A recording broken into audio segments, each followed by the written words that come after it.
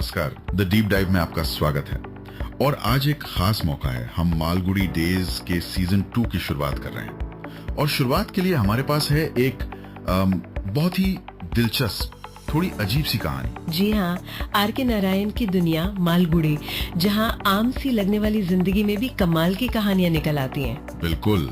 आज हम बात करेंगे इंजन ट्रबल कहानी के एक विशेष पुनर्कथन पर आधारित विश्लेषण की। मतलब ये स्रोत हमें दिखाता है कि कैसे कभी-कभी एक बड़ा तोहफा न रहकर एक बोझ बन जाता है। सही कहा, ये कहानी है ही ऐसी। तो कहानी घूमती है मालगुडी के टाउन हॉल के ठीक सामने रखे एक बहुत बड़े भीमकाय रोड इंजन के इर्द गिर्द। कल्पना कीजिए, एकदम नया चमकता हुआ भारी भरकम इंजन। हाँ, जिसे शहर को किसी बड़े मेहमान ने भेंट किया था, शायद प्रगति और विकास के प्रतीक के तौर पर। हाँ बिल्कुल, प्रगति का प्रतीक। तो शुरुआत में तो जाहिर है पूरे शहर में बड़ा जोश था। लोग देखने आते थे, बच्चे तो खासकर हैरान थे। उनके लिए तो वो जैसे कोई लोहे का जादुई जानवर रहा होगा जिसके चारों ओर वो खेलते थे। बिल्कुल, ऐसा लगता था मानो मालगुडी अब मॉडर्नाइजेशन की राह पर है। पर ये शुरुआती उत्साह ज्यादा टिका नहीं। बिल्कुल नहीं टिका और यहीं से कहानी मजेदार हो जाती है। ये शानदार उपहार जो समृद्धि का वादा था, वो जल्दी शहर के लिए एक बड़ी मुसीबत बन गया। गले की हड्डी जिसे कहते हैं। हाँ, गले की हड्डी। तो चलिए इसी उलझन को थोड़ा और समझते हैं। ये इंजन, जैसा मैंने कहा, कोई मामूली मशीन नहीं थी। एक बहुत बड़ा रोड रोलर, शायद स्टीम वाला, भारी भरकम। और मालगुडी की गलियां, वो तो तंग और घुमावदार थी। बिल्कुल, जहाँ बैलगाड़ियाँ मुश्किल से निकले, वहाँ इतना बड़ा इंजन, उसे हिलाना भी एक बड़ा काम था। हाँ, शायद दर्जनों मजदूर या हाथी बैल लगते होंगे। शहर के मिजाज से बिल्कुल अलग। तो अब नगर पालिका वाले फंस गए। इतना बड़ा प्रतिष्ठित तोहफा, करें क्या इसका? हिलाना नामुमकिन, रखे रखे जगह घेर रहा था और कोई काम का भी नहीं था। सही बात है। तो काफी सिर खपाने के बाद उन्होंने एक अनोखा, शायद थोड़ा हताशा भरा फैसला लिया। क्या? लॉटरी।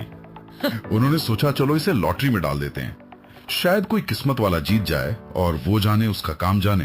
कमाल है, मतलब समस्या को आगे बढ़ा दिया। पर ये घटना, ये जो उपहार देने का तरीका है, इस पर सोचने को मजबूर करती है। अक्सर बड़े बड़े इशारे, जैसे ये इंजन देना वो देना, वो देने वाले की शान दिखाते हैं, लेने वाले की जरूरत नहीं। हाँ, यहाँ प्रगति का निशान एक ऐसी चीज थी जो उस जगह के लिए बिल्कुल बेकार थी। कागज पर मूल्यवान, पर असल में शून्य उपयोगिता। कथित मूल्य और वास्तविक उपयोगिता में जमीन आसमान का फर्क। बिल्कुल। खैर, तो लॉटरी का ऐलान हुआ। शहर में एक अजीब सी हलचल मच गई। हर कोई उस बेकार पड़े इंजन का मालिक बनने का सपना देख रहा था, शायद बिना सोचे कि जीतने के बाद करेंगे क्या। हाँ, लॉटरी का रोमांच ही ऐसा होता है। फिर वो दिन आया, विजेता का नाम घोषित हुआ और किस्मत देखिए, लॉटरी जीती शहर के बाहर रहने वाले एक बहुत ही गरीब सीधे साधे आदमी ने। अरे, जिसके पास शायद अपनी जरूरतें पूरी करने के भी पैसे ना हो। हाँ वही। तो जाहिर है पहले तो वो खुशी से पागल हो गया। बिल्कुल। अचानक से सबकी नजरों में आ गया। लोगों ने बधाइयां दी, कुछ ने ईर्ष्या भी की होगी। उसे लगा होगा कि बस रातों रात जिंदगी बदल गई, भाग्य खुल गया। लेकिन ये खुशी, जैसा कि ऐसी कहानियों में होता है, ज्यादा देर टिकने वाली नहीं थी। बिल्कुल। बहुत जल्द उसे एहसास हुआ कि जिसे वो इनाम समझ रहा था, वो तो एक भयानक बोझ है। एक सफेद हाथी। हाँ, एकदम सफेद हाथी। न निगलते बने ना उगलते।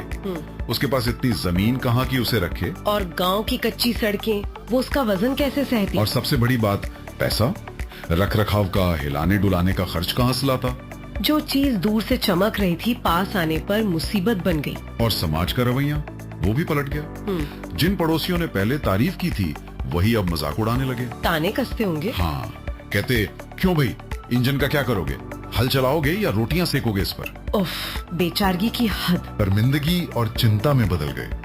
वो लोगों से नजरें चुराने लगा। ये वाकई भाग्य का एक क्रूर मजाक था। दिखाता है कि कैसे अचानक मिला सौभाग्य असल में बड़ी मुश्किलें ला सकता है, खासकर जब हम तैयार ना हो। और ये सिर्फ पैसों का बोझ नहीं था। नहीं, ये मानसिक बोझ भी था। हाँ बिल्कुल। समाज का दबाव, लोगों का मजाक, अपनी बेबसी, ये सब उसे अंदर से खाए जा रहा था। रातों की नींद उड़ गई होगी, दिन का चैन छिन गया होगा। बस यही सोचता होगा कि इस बला से कैसे पीछा छुड़ाऊं। अब शुरू हुई उसकी असली लड़ाई, इस अनचाहे इनाम से छुटकारा पाने की। उसने हर दरवाजा खटखटाया, नगर पालिका गया, गिड़गिड़ाया कि वापस ले लो। उन्होंने मना कर दिया होगा, नियम कानून बताकर। हाँ, पल्ला झाड़ लिया। फिर वो गांव के मंदिर के पुजारी के पास गया। पुजारी के पास? क्यों? कि शायद वो इसे अशुभ घोषित कर दें ताकि लोग दूर रहें, या कोई तांत्रिक इसे हटाने का बीड़ा उठा ले। क्या बात है, डेस्परेशन देखिए।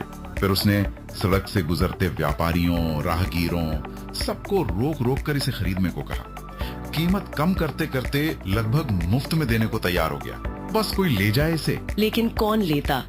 इतनी बड़ी बेकार मशीन। कोई तैयार नहीं हुआ।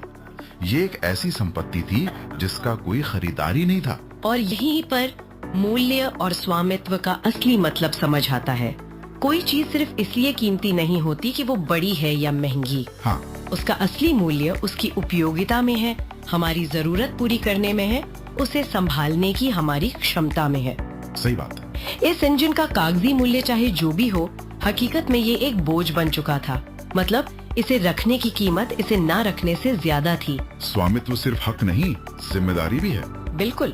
तो जब वो आदमी बिल्कुल हार मान चुका था, उसे लगने लगा था कि ये इंजन जिंदगी भर का श्राप है, तभी किस्मत ने फिर पलटी खाई। इस बार अच्छा मोड़ आया। अच्छा, कैसे? हुआ ये कि पास के एक मंदिर में कोई बड़ा उत्सव होने वाला था और आयोजकों को मंच सजाने के लिए, भीड़ खींचने के लिए किसी भारी भरकम अनोखी चीज की जरूरत थी, एक प्रॉप की तरह। और उनकी नजर इस इंजन पर पड़ी। हाँ। उन्हें लगा ये मंच के लिए एकदम सही रहेगा। उन्होंने उस आदमी से संपर्क किया और न सिर्फ इंजन ले जाने को कहा, बल्कि शायद हटाने के लिए कुछ पैसे भी दिए होंगे। अरे वाह, ये तो कमाल हो गया। सोचिए उस आदमी की हालत। महीनों की टेंशन, बेइज्जती के बाद कोई आकर कह रहा है कि वो ये बोझ ले जाएगा। उसे अपने कानों पर यकीन नहीं हुआ होगा। बिल्कुल, किसी चमत्कार जैसा।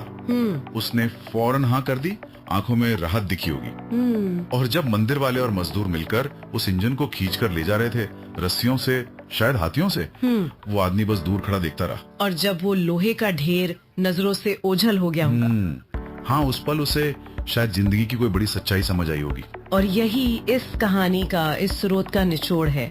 बहुत सीधी सरल भाषा में, हर उपहार आशीर्वाद नहीं होता और हर पुरस्कार हमेशा खुशी नहीं लाता।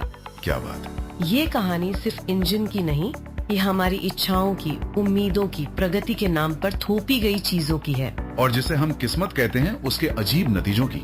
हाँ, ये याद दिलाती है कि चीजों का असली मूल्य बाहरी चमक या लोग क्या सोचते हैं उसमें नहीं है, बल्कि उनकी असली जरूरत और उपयोगिता में है। जी, प्रगति और परंपरा, जरूरत और दिखावा, इसमें संतुलन जरूरी है। तो ये थी मालगुडी के उस मशहूर या कह लें बदनाम इंजन की कहानी। कैसे एक शानदार तोहफा पहले शहर और फिर एक गरीब आदमी के लिए भयानक बोझ बन गया। मालगुडी की लोक कथाओं का हिस्सा बन गई यह कहानी, एक चेतावनी की तरह कि हर चमकने वाली चीज सोना नहीं होती। बिल्कुल। तो आज की इस चर्चा को यहीं रोकते हुए मैं श्रोताओं के लिए एक सवाल छोड़ना चाहूंगी। हम अपने जीवन में मिलने वाले उपहारों या अवसरों को कैसे देखते हैं? किस आधार पर उनका मूल्यांकन करते हैं? अच्छा सवाल है। क्या हम सिर्फ बाजार भाव, आकार या देने वाले का रुतबा देखते हैं, या ये सोचते हैं कि ये हमारी जरूरत, हमारी क्षमता, हमारे मूल्यों से कितना मेल खाता है? और एक बात और, हाँ, कितनी बार ऐसा होता है कि विकास या प्रगति के नाम पर शुरू की गई चीजें अनजाने में नई दिक्कतें खड़ी कर देती हैं। ये भी सोचने वाली बात है। बहुत गहरा सवाल है। उम्मीद है आपको मालगुडी डेज सीजन 2 की ये पहली कड़ी पसंद आई होगी। इस दिलचस्प कहानी की परतों को हमारे साथ खोलने के लिए आपका बहुत बहुत शुक्रिया। धन्यवाद। अगर आपको ये बातचीत अच्छी लगी, कुछ नया जानने को मिला, तो इसे अपने दोस्तों के साथ शेयर जरूर करें। और हाँ, हमारे चैनल को सब्सक्राइब करना न भूलें, ताकि मालगुडी की अगली कहानी आप मिस न करें। हम जल्द ही एक और अनोखी कहानी लेकर हाजिर होंगे। तब तक के लिए सुनते रहिए द डीप डाइव। नमस्कार।